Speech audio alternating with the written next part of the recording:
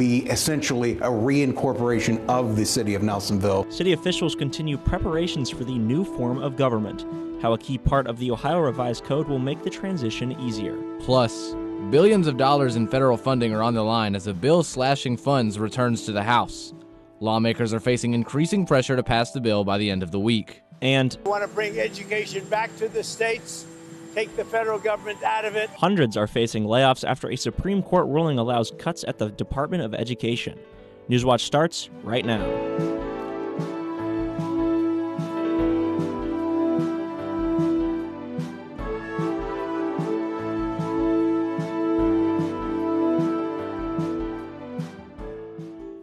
You are taking a look at East State Street between Madison and Stimson Avenues less than an hour ago. And as you can see, standing water is piling up as the rain keeps coming down. Thanks for joining us. I'm Ty Carpenter. And I'm Noah Cavan. Welcome to Newswatch. Athens County is under a flash flood warning until 9:15 tonight. For more on potential floods in our area, let's hear from forecaster Steve Nedlick. Steve? Yeah, guys, we really don't see an end in sight in terms of that rain, and for that reason, we do have that flood warning in effect until about 9-10 o'clock tonight. So if you're going out and if you have to travel on the roadways, make sure you really don't drive through standing water. Take an alternative route because driving through standing water is never a good idea. And that rain really isn't going anywhere tonight. We're on the hook for another quarter inch, half inch of rain, so that could just further these flooding situations. And we're just going to slowly taper off in terms of temperature tonight, a low of 69. So we're not going to get a ton of relief in terms of that humidity, and that everyday rain is going nowhere. So as we head into the rest of the week, we could have repeat offenses like this with all that flooding going on.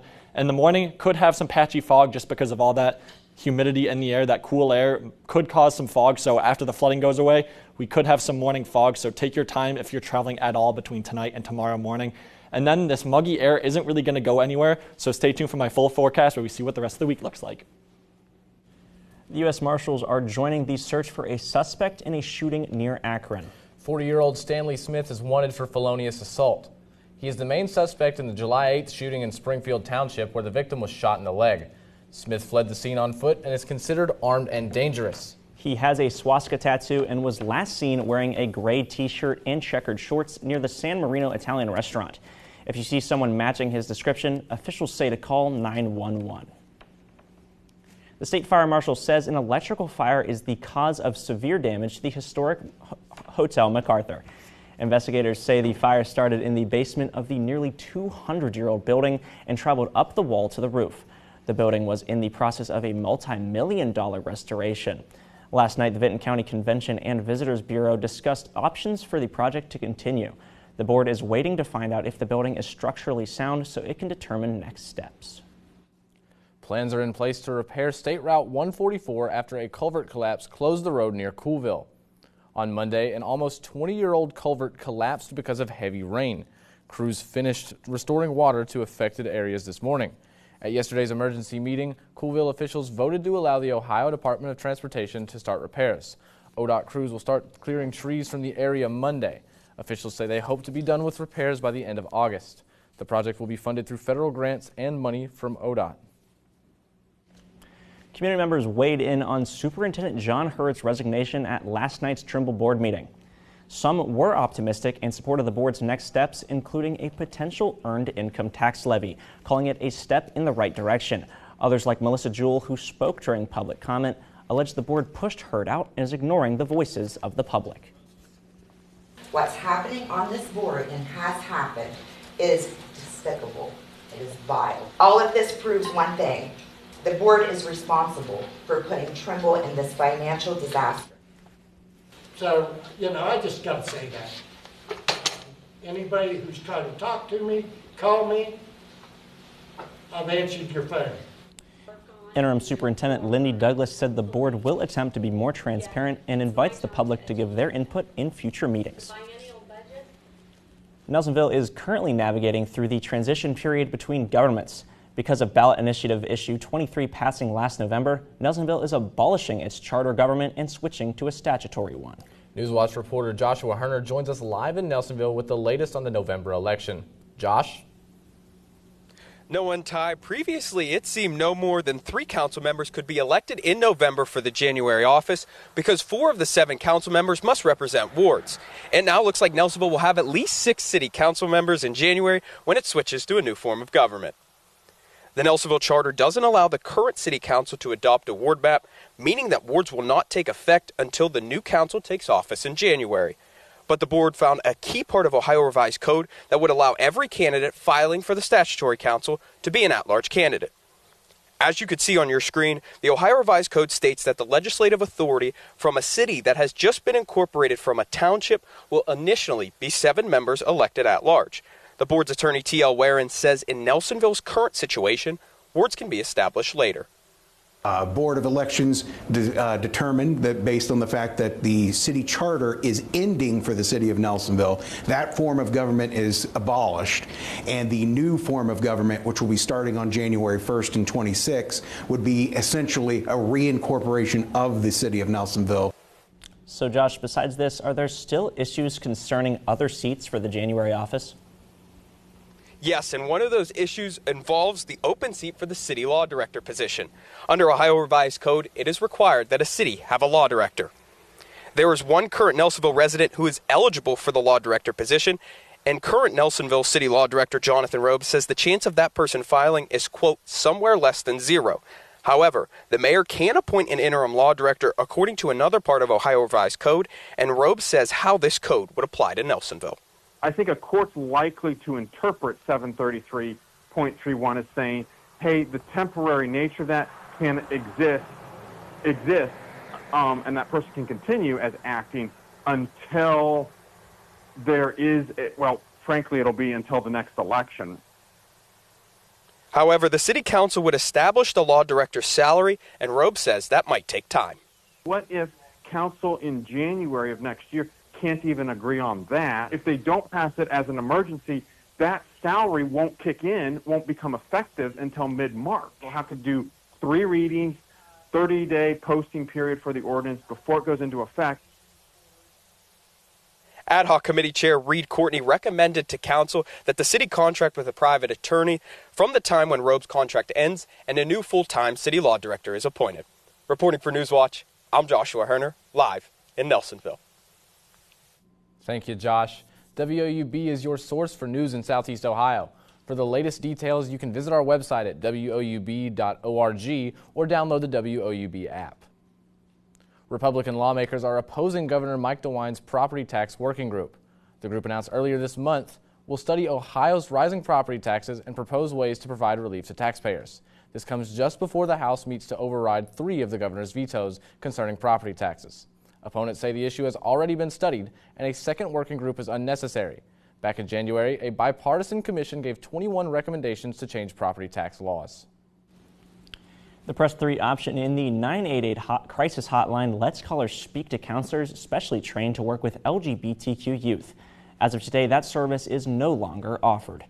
The Department of Health and Human Services says the federal government does not have the money to fund the Press 3 option anymore. LGBTQ advocates worry this change will harm queer kids, especially in rural areas.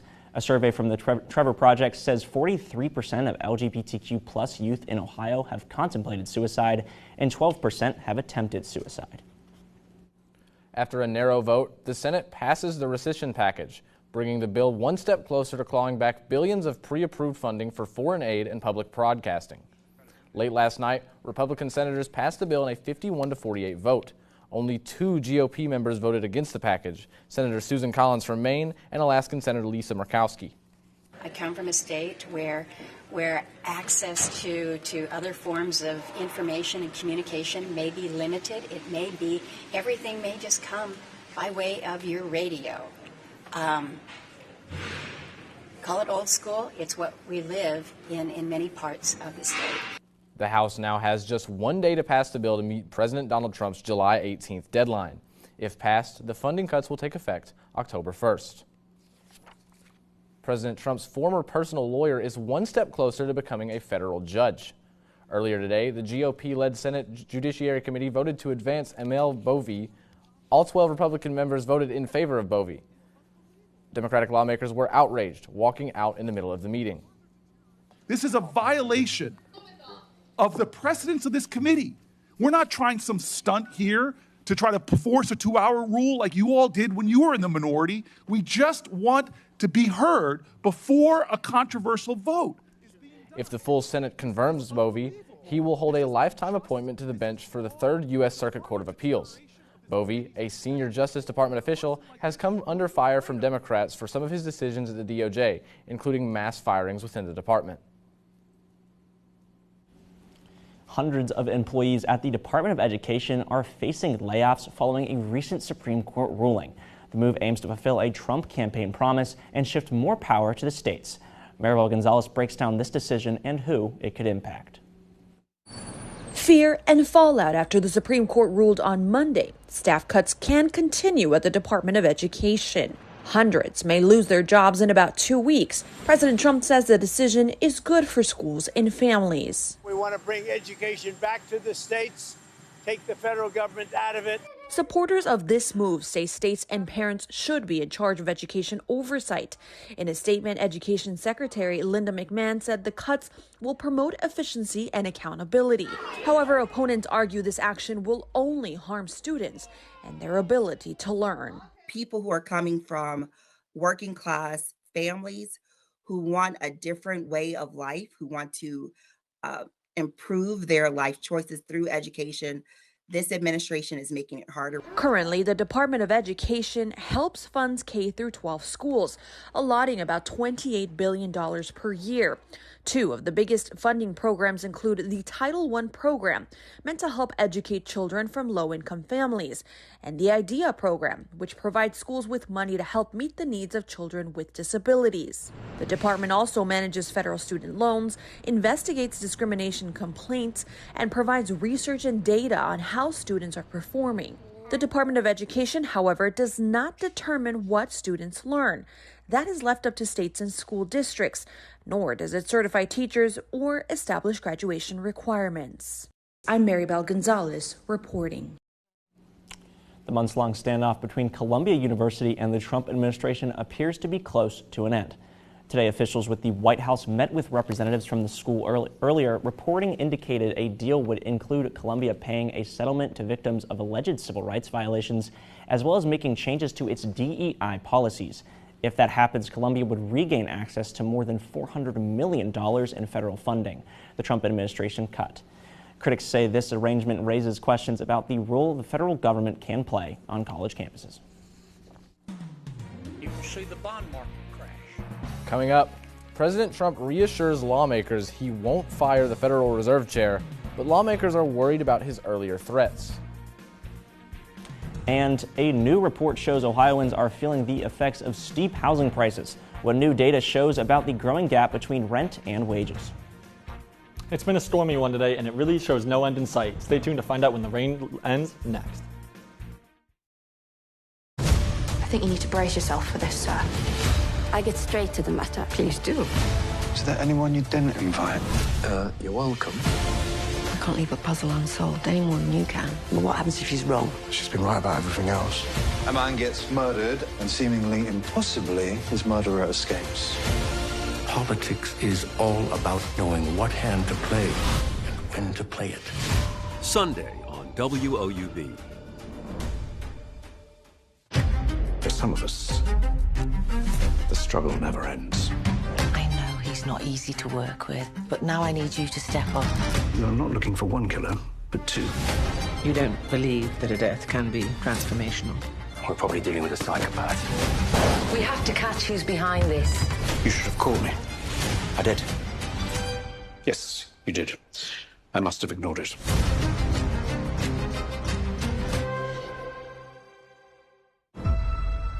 Nezadańczymy się.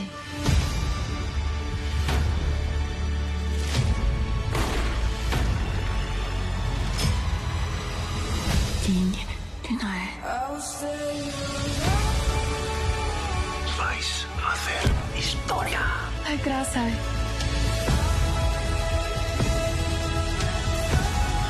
Joseph, tegen je wind.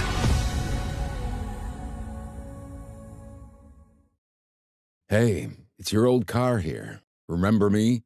Remember us? You barely even turn me on anymore. It's clear you don't need me, but that's perfectly fine, my friend, because you can choose to give this old car new purpose and donate. Vehicles like me can bring significant funds to public television. So call or donate online. Donating a vehicle is easy, the pickup is free, and your gift is tax deductible. Woohoo!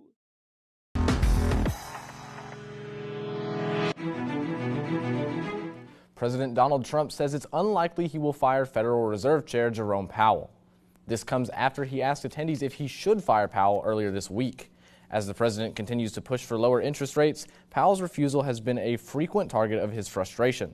While Trump says some GOP lawmakers supported firing Powell, others expressed concern about the effects on the stock market. If you fire the chairman of the Federal Reserve, you will see the stock market crash, and you will see the bond market crash. The Fed's independence is crucial for U.S. financial markets.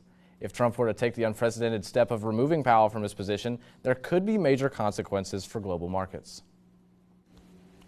Many Ohioans can't afford a two-bedroom apartment. That's according to a new report from the National Low-Income Housing Coalition.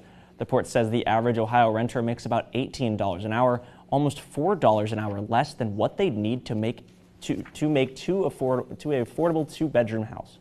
Experts say the 15 most common jobs in Ohio, only 4 pay enough to meet the two-bedroom housing wage. Officials say the increasing gap between the price of housing and Ohioans' wages is partly why homelessness is increasing. First-time unemployment claims fell to their lowest level in 3 months. There were 7,000 fewer initial filings for unemployment insurance during the week that ended July 12th. The Labor Department says it's the first time in 3 years there have been 5 straight weeks of declining initial filings. However, the data also reveals that jobless claims made by federal workers are on the rise. That's in the wake of the Trump administration's ongoing effort to make deep cuts in the government workforce. Federal worker filings are tracked separately and reported a week later. U.S. consumers are still spending even as President Donald Trump's tariffs are starting to be felt. Retail sales were up 0.6% in June compared to the prior month. That rise marked a big rebound from the nearly full 1% decline in May. The June spike was also a much bigger jump than economists were expecting. Spending at car dealerships was also notably higher. But the positive news comes with a caveat: the numbers aren't adjusted for inflation. Factoring in consumer prices increases cuts that June retail sales bump in half. So, Steve, we saw a flood warning earlier. Do we have any updates on where that's at right now? Yeah, we're still dealing with that until around 9:15, 9:30 tonight. So we're going to be dealing with that, especially with all this rain that's still coming down. I mean, there's really no end in sight right now, because if you check at the radar, or actually the warnings map right now, we're kind of all over the place. It starts at the Ohio River, and it moves all the way to the Hocking River. And it's really just because we have so much rain coming down, and it's really, again, no real end in sight, just because it seems like it crosses the border of Ohio and it fires back up. And that's why we've been seeing these thunderstorms for the past 2 hours or so. We've had reports of thunderstorms, lightning strikes that have just shaken the foundations of houses. So it's been a pretty rough storm out there. And again, if we take a look back, they're just kind of firing up right as they cross over that border. So we're going to be dealing with that until at least the time the sun goes down tonight. Now, if we take a look at the temperature map, we're kind of all over the place again, but mostly the mid to low 80s. So it's still feeling pretty warm out there, just especially because it's so humid. And the real thing is the humidity that's being pulled up from the Gulf. We've been dealing with that for the past week now, and it just seems like we're never going to get out of this rainforest type feel, because we keep having this high pressure system pull all this moisture up, and it's interacting with this cold front that's kind of just sat over us, and that's what's been creating all of this rain that we've been dealing with this week. Tomorrow doesn't really change. This front kind of just sets up shop and doesn't really move. At least over the past few days, it was slowly moving. But if we get into tomorrow, it doesn't really move around much. And then once we get to Saturday morning, it's kind of in the same spot it was. It's pushing down into southern Ohio. So up north, you won't deal with a lot of rain. But down here, we're really not going to get much of a break. We'll have those daytime spotty spots of sun. But then again, 4 or 5 o'clock, it's going to be the same thing. We're going to get more rain every single day. And again, it starts to slowly push back up north later on Saturday, but for the most part, it's going to stay rainy down here, dry up north. The widespread rain, in summary, is really going to go nowhere. The mugginess is also really going to go nowhere. The only bright spot is that this cold front is slowly going to drop our temperatures off a little bit, but the cold front is only going to drop us to the low 80s, so it's really not going to feel like much of a relief, especially with all that humidity. And the daytime heating is just going to help fuel these storms, so it's going to be like we're stuck in a time loop over the next few days, because it's going to be the same thing like we've been dealing with Monday through Thursday so far. It's going to be the same story Thursday through Sunday. And then if we look at tonight, the rain really goes nowhere. We get a little bit of relief because of that rain falling. It evaporates and cools off the air, but it's going to be a pretty uncomfortable night with those showers sticking around. Tomorrow, a little bit cooler again, 84, same overnight low, and with a 60% chance of thunderstorms just because of all that heat that we're going to get throughout the day. And if we look at the 7-day, it's really not looking any better. You keep thinking we're going to see a sunny day at the end of this 7-day, and it just hasn't happened. We see a slow decline in temperatures through this weekend, but then next week we get another warm front that's going to push in even more storms. So this humidity, this heat, this rainforest-like feel really isn't going to go anywhere over the next 7 days. So make sure if you're heading out, grab an umbrella, grab a rain jacket, grab your rain boots, because we've just had so much rain that this flooding seems like it's really not going to go anywhere. Back to you guys. Next on Newswatch, as summer winds down, it's important for kids to stay up to date with immunizations. Why officials say now is the time for school children to get vaccinated. Samuel wants to date, leave home, go to college. Yet every rite of passage is fraught with challenges. Can a community of disability activists help him follow his dreams? My life can be complicated, but I'm willing to take risks to live a full life, a fun life, a good life. The ride ahead on POV. Monday at 10 on WOUB.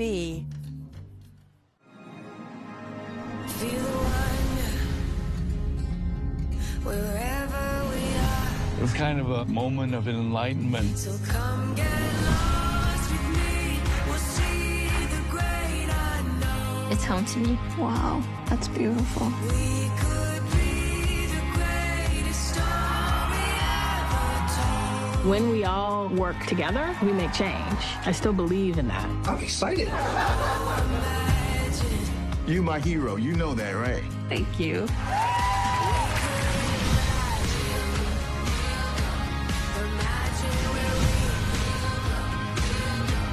Most people believe that doctors are healers. Love is why we're here. Life goes fast, Our story is everyone's story. but it's just the start. For more than 70 years, WOUB Public Media has been the place where people in our region turn to learn how stories of the past ignite the imagination of the future. It's where information, entertainment, and education work together to inform, enlighten, and inspire generations. It's the place where the community gathers to hear and see our world in new and innovative ways. WOUB, the public media you trust that's worthy of your support.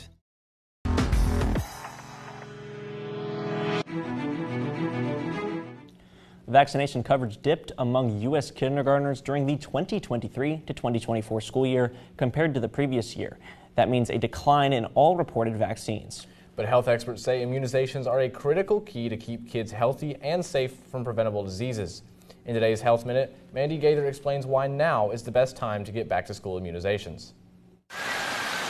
Yes, we know it's still summer, but before you know it, school will be back in session. And health experts say now is the time to make sure your students' health is protected. Make sure they're up to date on their vaccinations before heading into school is something to start thinking about now, so we're not caught at the last minute trying to get this all done. Family physician Gretchen LaSalle says it takes a couple of weeks for children to build up immunity after immunizations. Developing it before school starts reduces the risk of the child contracting preventable diseases during the school year. Our 4 to 6 year olds, when they're first starting kindergarten or first grade, have a variety of vaccines that they need to be caught up on so they're prepared to enter school in a healthy way and not have to miss school due to vaccine preventable illness. That includes vaccines for diphtheria, tetanus, chickenpox, polio, whooping cough, measles, mumps, and rubella. Then, after school starts in the fall, LaSalle says there will be seasonal vaccines to consider.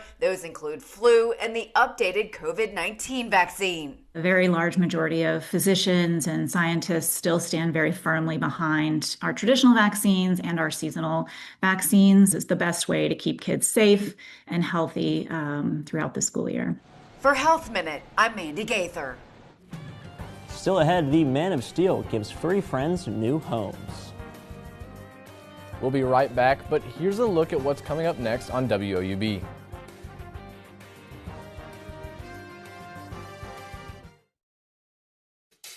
CasualWorks was not designed, created, or maintained by people who studied disability. They're people who studied opportunity. If a person has very limited movement and can make little teeny circles, there's a place for you. The idea of workers contorting themselves to a job is one business model.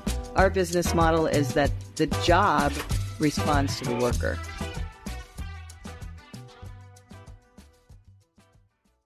I love it. We're on the precipice of a great discovery. I love it. Welcome. Whoa, Nelly.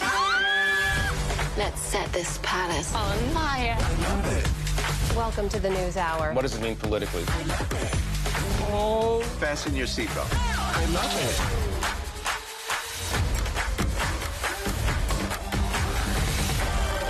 I love it. Delighted to hear it. You make a good team.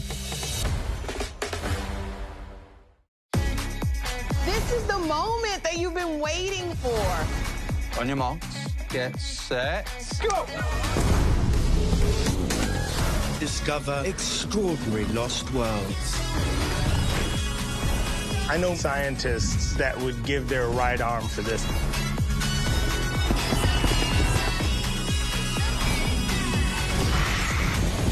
This is heaven. Hope y'all ready.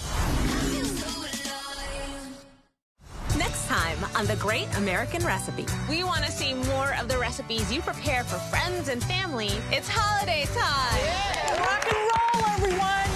I'm making seafood gumbo. Bring the flavor. Woo! Friend, how's that skin looking? This looks good. Gentle heat on the breast side. Thank you, Chef. This is banging. Look at this feast. I'm bringing the A game. Friday at 9 on WOUB.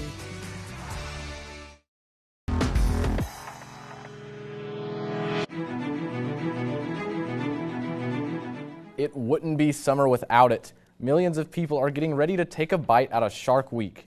The Discovery Channel's ever-popular Shark Week programming run starts Sunday.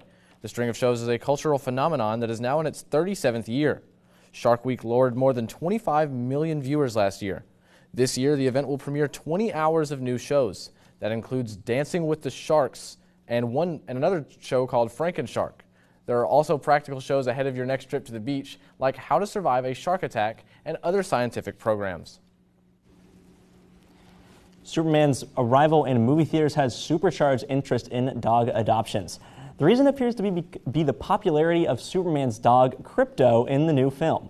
There's fresh data from dog training app Woofs. It finds Google searches for adopted dog near me jumped by more than 500% since the movie's release July 11th. The Crypto character was inspired by director James Gunn's rescue dog, Ozu. Gunn adopted Ozu when the film was still in development. The training challenges he had with Ozu translated into how Crypto was depicted on screen. So guys, I personally haven't seen Superman, but is there a movie that's maybe made you want to get a dog? Big fan of Doug from Up. I saw a lot of my dog in him as a kid. Yeah, I mean, me personally, I was always a big fan of the Air Bud movies growing up.